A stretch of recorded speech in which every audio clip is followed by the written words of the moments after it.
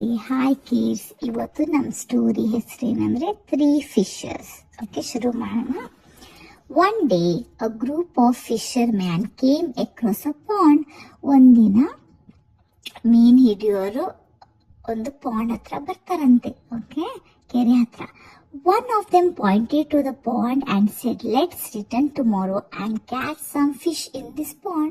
ಒಬ್ಬ ಮೀನ್ ಹಿಡಿಯೋರು ಹೇಳ್ತಾರೆ, ನಾವು ನಾಳೆ ಈ ಕೆರೆಗೆ ಬಂದು ಫಿಶ್ನ ಕ್ಯಾಚ್ ಮಾಡೋಣ, ಒಂದು ಮೀನ್ನ ಕ್ಯಾಚ್ ಮಾಡೋಣ ಅಂತ ಹೇಳ್ತಾನೆ.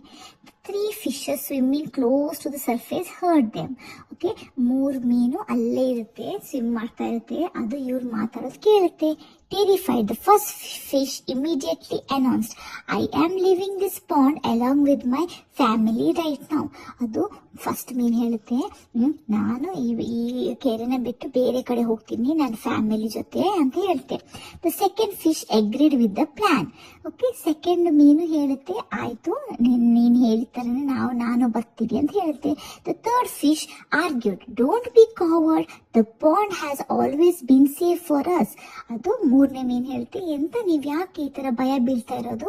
ಓಕೆ, ಈ ಕೆರೆ ನಮ್ಗೆ ಯಾವತ್ತು ತುಂಬಾ ಸೇಫ್ ಇತ್ತು, ಇಲ್ಲಿ ಏನು ಆಗಲ್ಲ ಅಂತ ಹೇಳ್ತಿದ್ರು, ನಮ್ಗೆ ಏನು ಆಗಲ್ಲ. There is no need to shift from this pond to another. I don't believe that the fisherman will catch us. ಅದ್ ಹೇಳುತ್ತೆ ಮೂರನೇ ಮೀನು, ನಾವು ಈ ಕೆರೆಯಿಂದ ಇನ್ನೊಂದು ಕೆರೆಗೆ ಶಿಫ್ಟ್ ಆಗ್ಬೇಕಂತ ಏನು ಅವಶ್ಯಕತೆ ಇಲ್ಲ.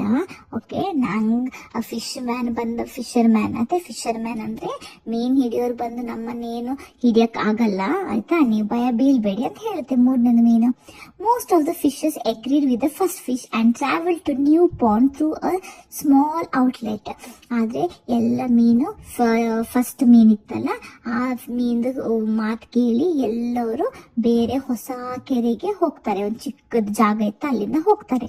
The few fishes agreed with the third fish and stayed behind. ಕೆಲವು ಫಿಶ್ ಮಾತ್ರ ಮೀನು ಈ ಮೂರನೇ ಫಿಶ್ ಹೇಳಿರ್ತಾರ, ನಾವು ಹೋಗೋದು ಬೇಡ ಅಂತ ಹೇಳ್ತಲ್ಲ, ಅದನ್ನ ಕೇಳ್ಬಿಟ್ಟು ಆ ಕೆರೆದಲ್ಲಿ ಇದ್ರು. The next morning the fisherman came back to the pond and caught all the fishes in the pond. Next ದಿನ ಮೀನ್ ಹಿಡಿಯೋರು ಬಂದ್ಬಿಟ್ಟು ಆ ಪಾಂಡಲ್ಲಿ ಯಾವ ಮೀನ್ ಇತ್ತು ಆ ಎಲ್ಲ ಮೀನ್ನ ಹಿಡ್ಕೊಂಡು ಹೋಗ್ತಾರೆ. Moral, it is important to act when you foresee a problem. Moral ಏನಂತೀರಂದ್ರೆ, ನಮ್ಗೇನಾದ್ರೂ ಪ್ರಾಬ್ಲಮ್ ಬರುತ್ತೆ ಅಂತ ಫಸ್ಟೇ ಗೊತ್ತಿದ್ರೆ ನಾವು ಆ ಪ್ರಾಬ್ಲಮ್ನ ಫಸ್ಟೇ ಸಾಲ್ವ್ ಮಾಡೋದು, ಸೊಲ್ಯೂಷನ್ ಹುಡ್ಕೋಬೇಕು.